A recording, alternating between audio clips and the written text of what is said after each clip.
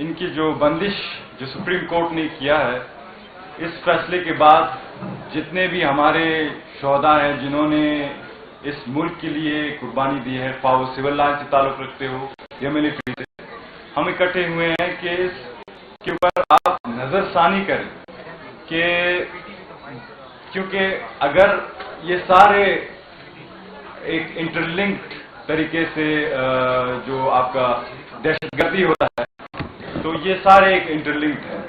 For example, اگر آپ کے پاس کوئی انفارمیشن نہیں دیتا، کوئی غدار آپ کو انفارمیشن نہیں دیتا، اگر کوئی جاسوسی نیٹ ورک آپ کے صوبوں میں وہ نیٹ ورک یا کام نہیں کرتا، پھر یہ دہشت گردی کیسی ہوتی ہے؟ تو اگر یہ اسی سیکشن 21D کو آپ غیر فعال کر رہے ہیں، اس کی جو اصل جو ایڈوانٹیج ہے وہ کون لے جا رہا ہے، اس کے اوپر سوچنا چاہیے. ہم اگر شہداء کے لیے یہاں موجود ہیں یا یکجا ہوئے ہیں تو ہم کس کو اپنے شہداء کی، کیونکہ شہید سے یا جان قربانی سے کوئی بڑا قربانی نہیں ہوتا. اگر ہم اپنے ملک کے لیے اپنے دادا کو، اپنے بھائی کو، اپنے بیٹے کو، اپنے والد کو قربان کر سکتے ہیں تو یہ ہمارے اوپر فرض بنتا ہے کہ ہم ان شہداء کے لیے کھڑے ہوں.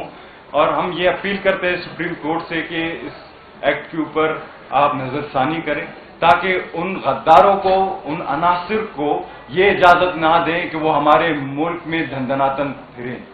میں کیونکہ ایک شہید کے فیملی سے تعلق رکھتا ہوں تو ہم کبھی بھی یہ اجازت نہیں دیں گے کہ وہ ہمارے شہداء کے خون کے ساتھ کھیلے. ہم انصاف چاہتے ہیں اور ہم مایوس ہیں کہ آج یہ ہمیں اس ایکٹ کا سامنا کرنا پڑ رہا ہے. تھوڑا سا میں بتاتا چلوں کہ جیسے میرے بھائی نے عرض کیا کہ کلبھشن یادو کا جو کیس تھا وہ بھی تھوڑا ورنریبل ہو گیا ہے.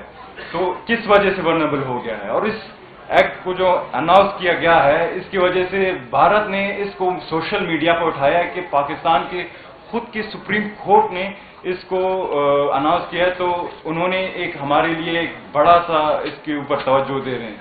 تو کلبھوشن یادو وہ بندہ ہے جو کہ بلوچستان میں اس نے آپریشنز کرائے ہیں. میرے والد کی شہادت میں اس کا اور اس کے نیٹ ورک کا ہاتھ تھا. پھر میں کس کو پکڑوں؟ کیا میں چیف جسٹس آف پاکستان کو پکڑوں؟ کیا میں سپریم کورٹ آف پاکستان کو پکڑوں؟ میں کس کو پکڑوں؟ ہم اپنے شہداء کے لیے کس کی طرف جائیں؟ ایک اور بات میں واضح کرنا چاہتا ہوں کہ جیسے آپ سب کو پتا ہے کہ پاکستان کے لا اینڈ آرڈر کی سچویشنز ہیں. تحریک لبیک پاکستان اور بلوچستان لبریشن آرمی جو کہ BLA کے نام سے مشہور ہے، اس جیسے دہشت گرد و تنظیموں کو کیوں کھلی چھوٹ دیا جا رہا ہے جنہوں نے 85,000 جو سے زائد پاکستانیوں کو شہید کیا، خواہ وہ سول لائن سے ان کا تعلق ہو یا ملٹری لا انفورسنگ ایجنسی سے ان کا تعلق ہو. اس کے علاوہ اگر آپ جائیں گے جو گلوبل ٹیررسٹ انڈیکس ہے اس میں اگر آپ دیکھیں تو پاکستان کی جو دہشت گردی کے جو متاثر ملکوں میں سر فہرست ہے. اس کی 2023 میں صرف 2,700 شہادتیں ہمارے لوگ شہید ہوئے. تو ہم کس کے پاس جائیں؟ تو دہشت گردی کی جو یہ عروج ہے اس کے جو اسی وقت اگر ہم جو فوجی عدالتیں ہیں اس کو ختم کر رہے ہیں تو یہ تو ہمارے ساتھ کھلی تضاد ہوئی. ہم اپنے شہداء کے بچوں کو، ان کے خاندانوں کو ہم کیا جواب دیں گے؟ جو کہ ایک مخصوص جو مائنڈ سیٹ کے ججز کی وجہ سے جو پاکستان کے جو عدالتی نظام ہے اس میں جو شکست پڑی ہے، تو ہم کس کو پکڑیں کہ ہمارے شہداء کو ہم انصاف دیں؟ یہ جو ایکٹ ہے پاکستانی آرمی کے لیے بڑا ڈیمورل ایکٹ ہے. ان لوگوں کے لیے بڑا یہ افسوسناک ایکٹ ہے جو کہ اس ملک کے لیے انہوں نے پہلے بھی شہادتیں دی ہیں اور آگے بھی دریغ نہیں کریں گے. تو خدا را اس فیصلے پر نظر ثانی کرے. ہم سارے ایک ہی کاز کے لیے اکٹھے ہوئے ہیں مختلف جگہوں سے، لیکن ہمارا مشن ایک ہے کہ ہم نے شہادتیں قبول کی ہیں لیکن پاکستان کے جو سیکیورٹی ہے یا پاکستان کے نام پر کوئی کمپرومائز نہیں کیا. تو خدا را اس پر آپ نظر ثانی کریں. آپ شاید طالبان کہنا چاہتے ہیں. طالبان. السلام علیکم، میرا نام فوزیہ ہے. اور میں سے تعلق میرے فادر کرگل وار 1999 میں شہید ہوئے.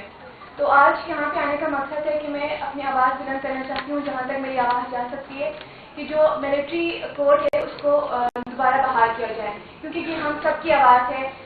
کرگل وار میں جب 400 شہدا صرف گلگت بلتستان میں سے تھے تو ان سب کا خون رائگاں ہو رہا ہے. صرف کرگل وار میں تھے, اس طرح بہت سارے وار ہوئے. اب تک جتنے بھی شہدا ہیں ان سب کا خون ہم رائگاں جانے نہیں دیں گے. ہم اپنی آواز بلند کریں گے.